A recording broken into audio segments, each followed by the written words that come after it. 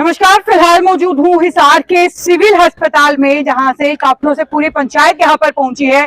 दरअसल यहाँ कापड़ों गांव के लोगों का ये इल्जाम है कि उनके गांव के एक युवक की सरेआम हत्या कर दी गई है और इस मामले में अभी तक कोई बड़ी कार्रवाई नहीं हुई है।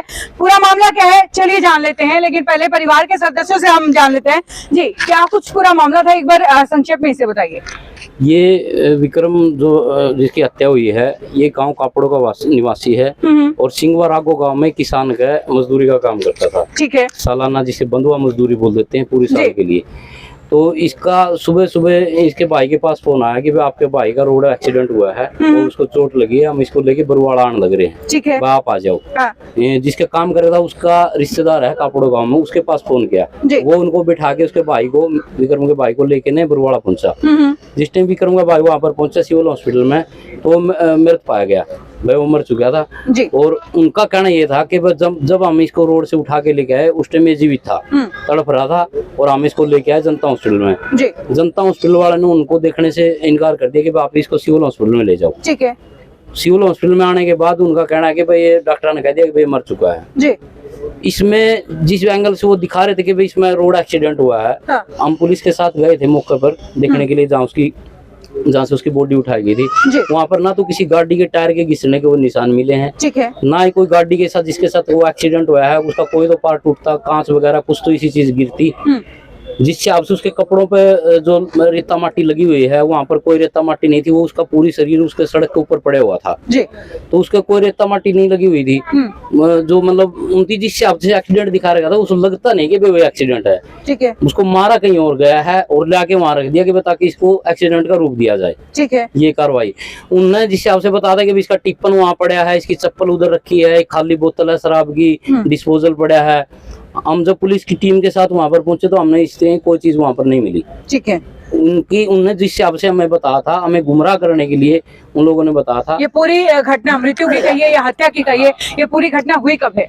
ये 7 तारीख की रात को हुई है। हमने तो इस बात का पता नहीं एक्चुअली टाइम क्या था, लेकिन जो उससे लग रहा है कि 7 तारीख को रात को हुआ है ये जो भी मामला एक्सीडेंट हुआ है। मामला 7 तारीख का है, आज 9 तारीख की शाम हो चुकी है। पुलिस की तरफ से अभी तक क्या कुछ कार्रवाई की गई? पुलिस ने कल से हम बोल रहे हैं कि हमने इनकी बातों पे किसी बात को कोई विश्वास नहीं, जो इन्होंने बात बताई थी हमें इन बातों पे संदेह लग गया है। हमने बाई नेम कल भी पुलिस को बता दिया था, इसमें FIR कर दो।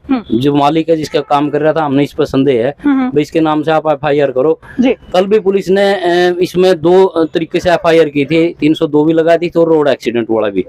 आज हमने बाई नेम फिर से दोबारा पुलिस ने अब इसमें FIR दर्ज की है और अब इसका पोस्टमार्टम होने लग रहा है। हमारा कहना यह है, जब तक इसे जो विक्रम के हत्यारे हैं जिसने भी घटनाक्रम को अंजाम दिया है, जब तक वो लोग गिरफ्तार नहीं हो जाते तब तक हम यहाँ से सब नहीं उठाएंगे। और इसमें निष्पक्ष बिल्कुल सही तरीके से जांच होनी चाहिए, कोई निर्दोष आदमी फंसना नहीं चाहिए और दोषी है जो बख्शा नहीं जाना चाहिए। फिलहाल गांव के एक सरपंच जो है मेरे साथ फिलहाल मौजूद हैं। सर अभी तो जा चुका है कार्यकाल, तो फिलहाल मुझे बताइए कि आपने बॉडी जो देखी है। देखो जी, इसमें हमने सही तरीके से देखा। हाँ। तो इसमें जी देखो संदेश तो जावा है। अच्छा, सबसे पहली बात तो ये है, चलो घटना किसी तरह हुई हो, जिसके परिवार के पास ये रह रहा था नहीं, उसका आने का बहुत जरूरी था यहाँ पर आना। बिल्कुल। वो नहीं, बड़ा दुख तो इस बात का हमको है भाई, वो जिसका परिवार में रहता उस परिवार का सदस्य हो जाता हो जी, तो उन्हें आना चाहिए था। तो उसके आने से थोड़ा बहुत समाधान होता। और जो भाई संगाराम बोल रहा है वो बात सच्चाई है, इसमें कोई दुराई नहीं। इसकी जब तक निष्पक्ष जांच नहीं होगी, जब तक हम पीछे नहीं हटेंगे, ना हम इसे डेड बॉडी उठाएंगे। यहाँ मतलब डेड बॉडी जब तक नहीं उठाई जाएगी, जब तक जो है इनको इंसाफ नहीं मिलने वाला है। जी, तो आप लोगों के हिसाब से अभी परिवार की माली हालत क्या है, परिवार की फाइनेंशियल सिचुएशन अभी कैसी है?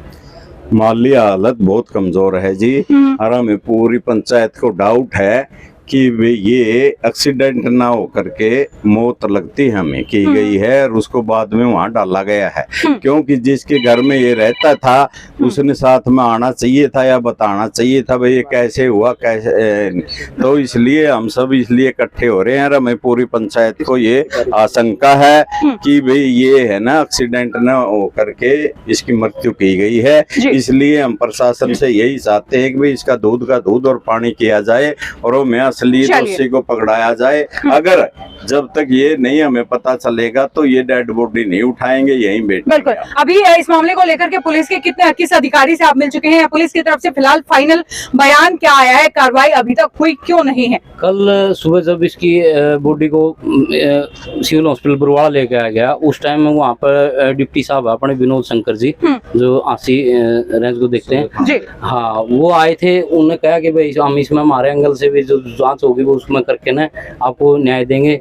और जो जिसमें इसमें आयु है जो बाटला चौकी से जो गहलोत के नाम है संदीप गहलोत जी हैं, उनका कहना यह है कि भाई हम भी इसमें जांच कर रहे हैं। अभी तक उन्हें क्या पूछताछ की है मैडम इस बारे में हमें तो नहीं पता है। उनके उस परिवार के साथ उन्हें क्या पूछताछ की है, क्या बात आई है सामने, अभी तक इस बात का हमें तो नहीं पता। चलिए, मृतक के भाई फिलहाल मेरे साथ हैं। आपके भाई ने क्या कभी आपके परिवार को या आपको कभी बताया था कि इस तरीके की सिचुएशन है या उन्हें वहाँ क्या मारा पीटा जा रहा था? ऐसी कोई बात इससे पहले क्या कभी निकल कर के आई थी? जी नहीं, ऐसी कोई बात नहीं थी, ठीक है। लेकिन उसको जब हम घर बुलाते थे तो वह जमींदार है जो आने को नहीं दिया करते थी, ठीक है। फिर हमें फोन करके बुला करते कि आ जाए भाई, आ जाए भाई। वह मना कर देते कि भाई हमें साफ ना था, हमें आने को नहीं दे।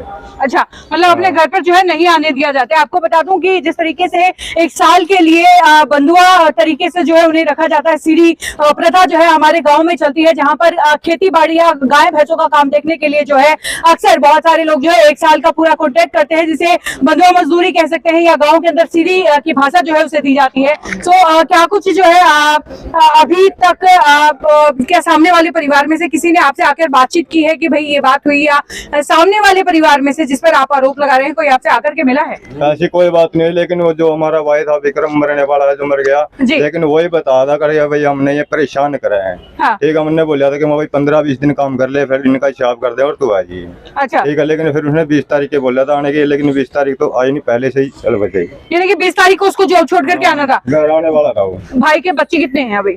भाई के बच्चे 4 हैं। कितने हैं? उम्र क्या है? उम्र है 29-30 है। बच्चों की उम्र क्या है? ये फिलहाल तस्वीरों में आप छोटे छोटे बच्चे देख पा रहे हैं। एक बच्चा बिल्कुल गोद में है और ये 4 बच्चे बताए जा रहे हैं। और बच्चों की जो तस्वीरें एक बार जो है आपको दोबारा से मैं दिखाता हूँ कि इतने छोटे छोटे बच्चे, 4 बच्चों के पिता जो है अभी मृत हो चुके हैं। हालांकि गाँव वालों का आरोप है कि ये कोई एक्सीडेंट नहीं बल्कि ये एक साजिशन हत्या की गई है। किस मामले को लेकर के, किस वजह से ये अभी वजह जो है साफ नहीं हुई है। हालांकि पुलिस की जहां तक बात करें तो इस मामले में पुलिस का अभी तक बयान यही है कि कार्रवाई इस मामले में जारी है। खैर, इनकी धर्मपत्नी और इनकी मां से भी एक बार बातचीत कर लेते हैं। फिलहाल विक्रम की धर्मपत्नी व उनकी मां मेरे साथ हैं। कब का ये हादसा है? ये जी परसों का है जी। परसों का है। अभी तक पुलिस की तरफ से क्या कुछ कार्रवाई? नहीं जी, कुछ ही नहीं हुआ हमारे। कुछ कार्रवाई? हमें तो इंसाफ चाहिए जी। बच्चे कितने आपके? 4 हैं जी। 4 बच्चे हैं। कमाई का सहारा क्या बचा है पीछे? बस वही दिहाड़ी करते थे जी। वही दिहाड़ी करते थे? हाँ जी, माँ। हाँ, अब माँ है। कितने? इंसाफ मांगो जी। मैं तो दिखदार नहीं, मेरा बेटा कमा कर लिया कर, मेरे बाप का न पड़ रहा था, वरना तो जी इंसाफ से 3 पोती।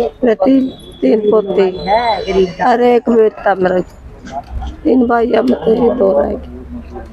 मन्ना में साफ चाहिए जी, मन्ना और कुछ नहीं चाहता। मेरा बेटा कर रहा था और खा रहा था।